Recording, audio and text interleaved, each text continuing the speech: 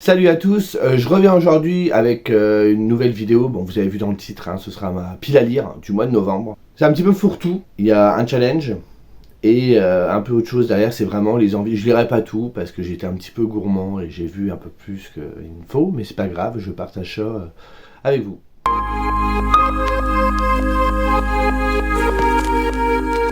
Donc du coup, ça va être en 3 temps. Tout d'abord, je vais vous parler du coup du Black November, donc le challenge organisé par la chaîne Il est bien ce livre tous les ans depuis, je sais plus, 7-8 ans je crois. Je l'ai fait 2 années de suite, je l'ai pas fait l'année dernière, mais cette année je le fais parce que je trouve que j'ai pas lu beaucoup de thrillers cette année. Donc je vais faire un effort. Alors j'ai pas sorti non plus des gros livres parce que je lis plus autant qu'avant. Et je sais pas si j'aurai vraiment le temps de lire plus. Mais je vous dis ça, puis j'ai mis autre chose à côté. Enfin bref. Alors les consignes. Tout d'abord, la première consigne, c'est du 30 octobre au 5 novembre. Au moment où je tourne cette vidéo, le challenge a déjà commencé. Et j'ai pas lu un livre. Mais c'est pas grave. Faut lire un thriller au format poche. Alors j'ai pris un tout petit livre qui m'intrigue depuis très longtemps, que j'ai acheté il y a un petit moment. J'ai pris Je me suis tu de Mathieu Ménégo, ici c'est chez Point. Je crois que je l'avais acheté avec Margot. Ouais, je crois que je l'avais acheté avec Margot en début d'année, ou l'année dernière, je ne sais plus, quand elle était venue me voir. Et je crois qu'elle l'avait lu, je ne sais plus. Bref, voilà, j'ai choisi celui-ci, dont j'avais entendu parler plusieurs fois. J'ai jamais lu cet auteur, donc je me dis que c'est l'occasion. La deuxième consigne, c'est lire un thriller avec une histoire intrafamiliale du 6 au 12 novembre. Donc là, j'ai fait voter sur Instagram. J'hésitais entre 3 livres. Alors à la base, j'avais choisi autre chose. Ma palle, elle a bougé 1000 fois. Et au bout d'un moment, je dis les livres, j'en ai plus envie. Donc j'ai farfouillé sur autre chose et j'ai un petit peu, pas trichouillé, mais j'ai pris quelque chose qui est plus en raccord avec ce que j'aime lire. J'en avais choisi 2 autres, j'ai fait un sondage, c'est celui-là qui l'a remporté. Je sais plus c'était quoi les autres titres, il y avait un Amélie Antoine, et l'autre c'était... Il y avait Estelle Tarot avec Au Noir, et l'autre c'était Amélie Antoine, mais je sais plus le titre du livre. Je ne sais plus, bref. Amélie Antoine était derrière, mais celui qui l'a remporté c'est celui-ci. Donc c'est Que le diable soit avec nous de Anya Alborn chez De Noël dans la collection Sueur froide.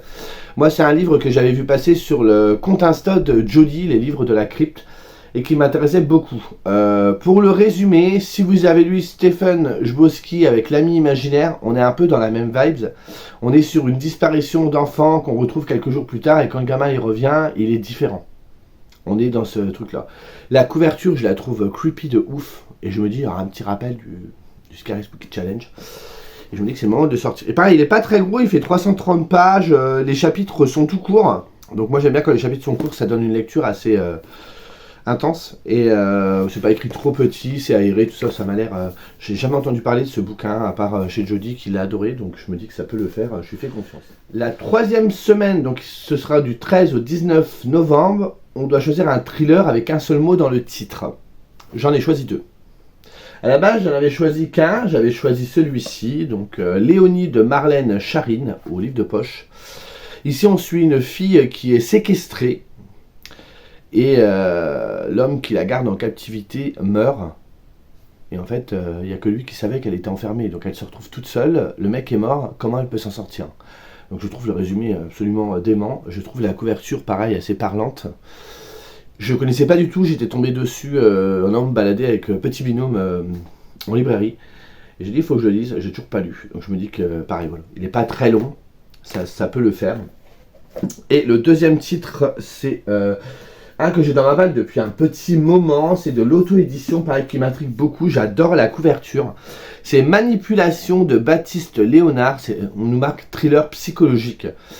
Je ne sais plus le résumé. Pareil, original angoissant, un thriller psychologique où ces 2 derniers mots prennent enfin tout leur sens. Alors, on trouve dans une exploitation forestière dans le sud de la France quelque chose de bizarre. Des restes osseux d'origine humaine, vieux d'une 40aine d'années dans un arbre. Et sur les os, on retrouve une marque où c'est écrit 23. Et on se demande si c'est pas le tueur qui comptait ses victimes. Et il se demande, du coup, le capitaine et sa coéquipière se demandent si le meurtrier est encore vivant. Mais voilà, on nous dit que suite à cette découverte, ça va faire un peu bouleverser la vie du capitaine. Bon, je ne dis pas jusqu'au bout. Hein. C'est un jeune auteur, il est né en 97. C'est son premier livre, je pense. Non, c'est son 2e. Écoutez, ça me rend curieux. Pareil, c'est écrit assez large, il n'est pas hyper gros non plus, 450 pages quand même. Voilà, j'aime beaucoup la couverture et il m'intriguait beaucoup, j'étais tombé dessus, je crois que c'était une proposition qu'on m'avait fait sur internet, sur Amazon, donc je me dis bah, pourquoi pas. Donc voilà. Est-ce que j'aurai le temps de lire les deux? Au pire, j'aurai l'embarras du choix. Du 20 au 26 novembre, il faut lire un thriller basé sur une histoire vraie. Donc, ça, c'est le truc que j'adore. J'en ai choisi deux aussi. Tout d'abord, ça ne vous étonnera pas, le volume 3 de Victoria Charlton. Gardez l'œil ouvert, ici c'est 20 histoires criminelles déconcertantes. Je vous ai déjà chroniqué les 2 premiers volumes, j'adore. Je ne sais pas s'il y en aura un 4e. J'adore ce qu'elle fait. Je regarde moins maintenant, mais j'aime beaucoup ce qu'elle propose, Victoria. Et je trouve qu'entre le premier tome et le deuxième, il y avait des thématiques assez différentes. C'est toujours assez bouleversant. Je trouve que dans ses témoignages et ses recherches, elle est très humaine. C'est toujours fait de façon intelligente et raisonnée. Enfin, j'aime beaucoup ce qu'elle propose. Et le deuxième, pour rester dans cette thématique, c'est un petit peu un spoil sur le bouquin à venir, c'est l'affaire du Zodiac de Faisal Ziraoui chez Pocket. Ben, je crois que Séverine d'ailleurs l'a mis dans sa palle aussi. C'est l'homme qui a craqué les lettres codées de tueur du Zodiac en Amérique. Il faudrait que je revois un jour le film. J'avais adoré de David Fincher, enfin que je le revois. C'était vraiment génial et je l'ai jamais revu. Je l'ai vu, je crois, quand il venait de sortir en DVD, me semble-t-il. Et ben là, je suis curieux. J'ai vu 2-3 avis qui disaient, bon, pas des avis sur le livre en soi, mais sur la structure. Il revenait sur l'affaire et ensuite il expliquait comment il avait réussi, parce que c'est quelque chose qu'on n'a jamais réussi à faire. Et lui, en peu de temps, il a réussi, on nous dit, voilà, au cours des 50 dernières années, un seul de ces cryptogrammes a été déchiffré. L'identité du tueur, elle n'a jamais été découverte. Hiver 2020 à Paris, Faisal Ziraoui, jeune politicien, entend parler du Zodiac, elle se prend de passion pour l'affaire. En l'espace de quelques jours, il va décrypter les derniers messages. Donc ça a l'air vraiment sympa, j'espère que ça va le faire. Mais ça me rend curieux, il fait même pas 300 pages. Voilà, ça peut se lire très bien et très vite. En plus, voilà, c'est du témoignage, donc... à la lecture, ça va tout seul. Et pour la dernière consigne qui est du 27 au 30 novembre, faut lire un thriller avec des chapitres dans le titre. Alors là, j'ai galéré de ouf. J'avais choisi je sais plus quoi et j'ai sorti, je vous l'avais montré celui-là et il me hype de fou. Le Seigneur des Guêpes de Ian Banks chez Fleuve Noir. Je l'avais trouvé en brocante cet été. Vous savez, le résumé, je vous l'avais lu, c'est un mec qui est pas un peu tordu et qui a assassiné plusieurs personnes de son entourage, et il dit que c'est pas très grave parce qu'en fait son frère lui il brûle des chiens et puis il est en hôpital psychiatrique, un truc comme ça. Alors il vient de s'évader d'un asile, ça avait l'air un peu perché, ça donnait envie. Il fait 200 pages, donc il est tout petit. On s'est écrit un petit peu à l'ancienne, mais pareil, il me donnait fort envie, donc nous verrons bien si nous pouvons lire tout ça, ce serait bien. Et les semaines où il y a 2 livres, si je peux en lire un sur les 2, ce serait pas mal. Donc voilà, pour le Black November, voilà la pile à lire. J'aurais pu m'arrêter là. Mais j'ai quand même envie d'imaginaire. Donc j'ai rajouté quelques titres d'imaginaire pour essayer d'avancer dans les sagas que j'ai commencé cette année. Ça fait plusieurs fois que je le mets dans des piles, il faut vraiment que je le lise. Alors que j'en ai hyper envie. C'est Compassion, le tome 2 de Ciel sans étoiles de Johan Dubos chez Snag. Faut que je le lise. J'ai adoré Ambition, que j'ai lu 2 fois. Je n'ai jamais lu la suite parce que j'attendais qu'ils sortent tous. Ils sont tous sortis depuis presque 1 an. Enfin, le dernier tome est sorti il y a presque 1 an. Entre SF et Fantasy, j'ai vraiment hâte de lire cette suite. En plus, je sais que je vais le bouffer. Mais bon, bref. Celui-ci, parce que le tome 2 sort, j'avais rencontré l'autrice au Salon du Fantastique au mois de mars. Donc c'est en auto-édition, c'est de A.F. Tonioni, c'est Gamma 212 avec le tome 1 Séparation. J'ai vu la couverture du tome 2 qui est aussi très jolie. Donc pareil, SF, c'est marqué, si vous aimez les romans de science-fiction avec des planètes extraordinaires, des espèces intrigantes, du suspense et de l'action, vous ne quitterez jamais Gamma. Donc si le tome 2 sort, il faut que je lise le tome 1 pour voir si le tome 2 m'intéresse, ce sera une pentalogie, il y aura 5 tomes. Le tome 2 de cette trilogie où je vous ai parlé il n'y a pas longtemps, donc c'est Le Dernier Souffle, le tome 2 c'est Le Sang de Fiona McIntosh, j'avais beaucoup aimé le tome 1. Et il est temps de continuer, si je pouvais la finir avant la fin de l'année, ça m'arrangerait. Alors... il fait peur comme ça, le 1 je l'ai bouffé, le tome 1. Donc ça devrait le faire, je ne sais plus comment que ça finit d'ailleurs, mais je sais même pas si... Est-ce qu'il y aurait un résumé au début? Je ne pense pas. Je ne pense pas. Il y a une carte. Hein. Est-ce qu'il y a... Non, bah non, il y a un prologue, mais...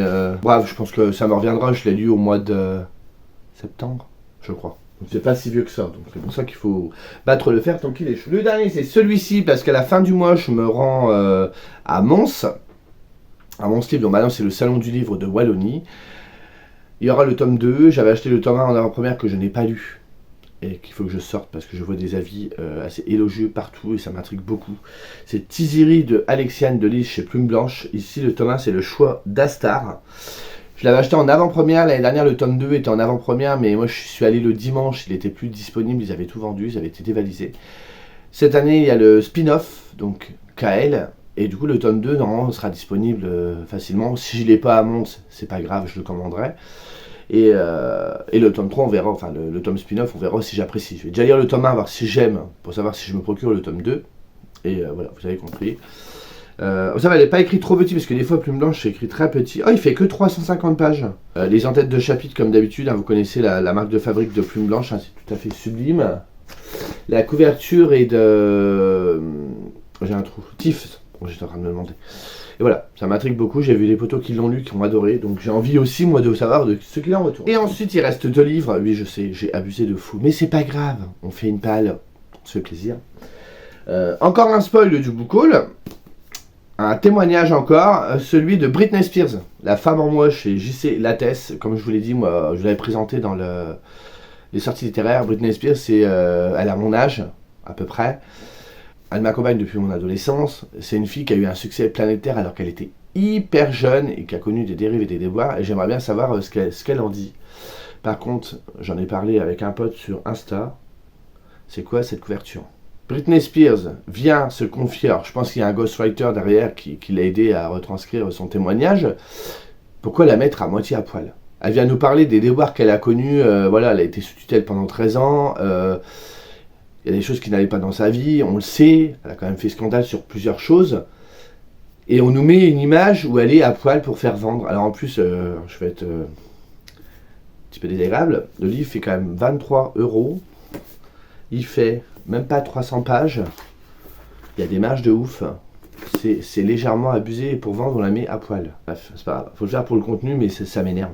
Franchement, ça m'énerve. Et tant qu'on est dans les témoignages, là, on est plus sur... je sais pas, c'est vraiment plus sur une relation épistolaire. Enfin, épistolaire. Je vous montre le livre, je vous explique après. Donc voilà, j'ai reçu en service presse de la part de Stéphane Sanchez, que je remercie beaucoup, son nouveau roman « Lettre à Sarah ». Donc, on est sur un roman épistolaire où Stéphane écrit des lettres à Sarah Michelle Gellar, hein, qui a été entre autres l'actrice qui a joué Buffy, mais elle a fait d'autres films. Et voilà, Buffy, je pense que c'est les points de départ, je dis pas, j'ai pas lu encore le livre, le point de départ de la rencontre entre Stéphane et Sarah Michelle Gellar via la télé. Et c'est une actrice qui l'a beaucoup inspiré dans sa vie et qui l'a suivi au quotidien, et du coup à travers ses lettres, il la remercie, il y a une conversation qui se crée, même si elle n'y répond pas bien évidemment.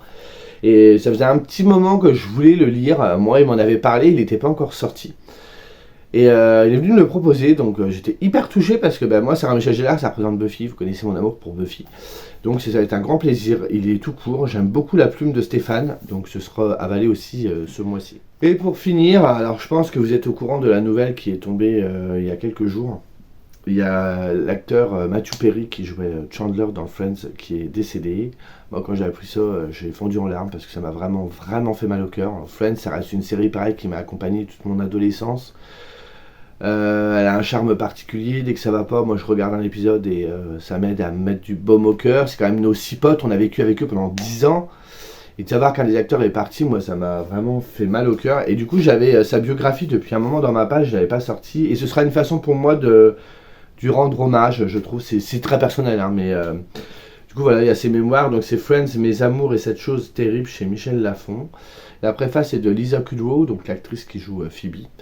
Et voilà, je me suis dit que j'aimerais bien entendre un peu sa voix à travers ce livre une dernière fois et lui consacrer un moment, parce que c'est quelqu'un qui non seulement a joué dans une série qui a été acclamée de façon planétaire, mais c'est aussi un homme qui avait des addictions, qui les a combattues et qui a aussi aidé les autres à les combattre. Donc c'est un combat plutôt noble. Et du coup, voilà, j'ai très envie de le découvrir aussi. Est-ce que je lirai tout ça? Non, moi non plus j'y crois pas. Mais c'est pas grave, là j'ai du choix. Si je fais pas tous les challenges du Black November, c'est pas grave, on verra, je vais piocher là-dedans. Ça en général, si je m'y plonge, tout ce qui est biographie, c'est avalé en 2 minutes quoi. Moi c'est des trucs que je dévore quand je me mets dessus. Mais voilà, je suis très content de cette pile à lire, j'avais dit que j'en ferais plus, mais là en ce moment j'en ai envie, donc je m'écoute. Et j'ai dit que je ferai plus de challenge pour la fin de l'année. Puis là, je sais pas, j'ai envie de tester le Black November. Ça me fera peut-être lire du thriller. Bref, vous savez tout. Je ne sais pas si vous participez au Black November, n'hésitez pas à me le dire. Si vous avez une vidéo, j'irai la voir avec plaisir. Sinon, vous marquez votre pile à lire. Ou si vous avez peut-être prévu carrément autre chose, n'hésitez pas. Comme d'habitude, je suis prêt à la parlotte, vous me connaissez. Je vous laisse ici et je vous dis à plus tard. Salut.